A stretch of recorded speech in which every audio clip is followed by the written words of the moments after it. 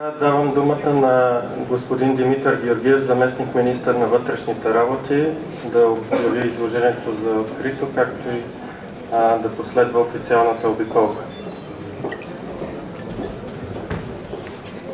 Благодаря ви, Ваше превъзходителство, уважаеми официални гости на откриването на Security 2013. За мен е изключително удоволствие и чест да мога да участвам и да приветствам всички участници в това изложение, в този форум.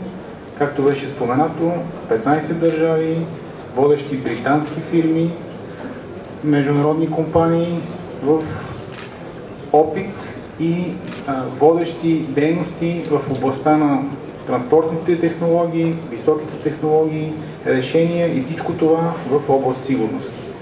Определено в наши дни сигурността е нещо, което заслужава внимание, както и всички, които приветстваха участниците в изложбата, споменаха, всички участващи тук от страна на частния сектор, на бизнеса и на държавните институции имат една единствена цел – да доставим по-високо ниво на сигурност на обществото, на гражданите, които живеят в нашата държава.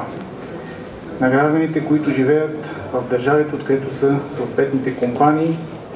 Убеден съм, че този форум ще даде възможност да се създадат предпоставки за развитие на вече изградени взаимоотношения, за създаване на взаимоотношения, за създаване на договори, за по-добър бизнес на всички.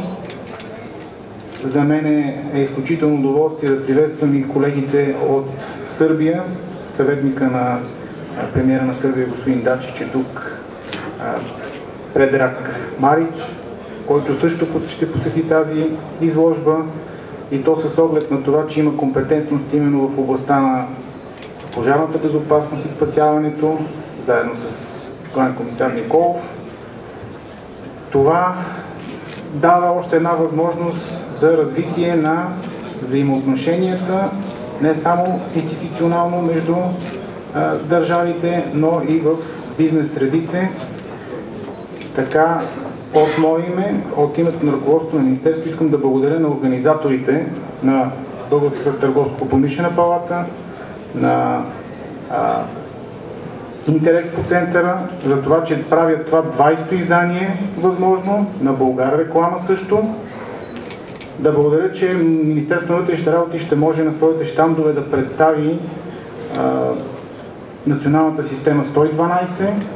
За ваша информация, с 1,5 пъти са се увеличили повикванията през последната година спрямо 2011 година на Главната дирекция Гранична полиция.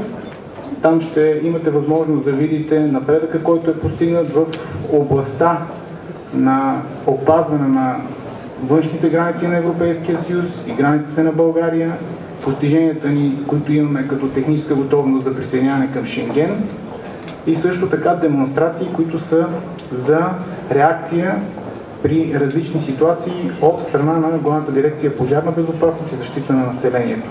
Благодаря още един път на всички, които участват в тази изложба. Пожелавам успех на изложителите и на всички, които са дошли да правят бизнес на Експо 2013. Обявявам изложбата за открита.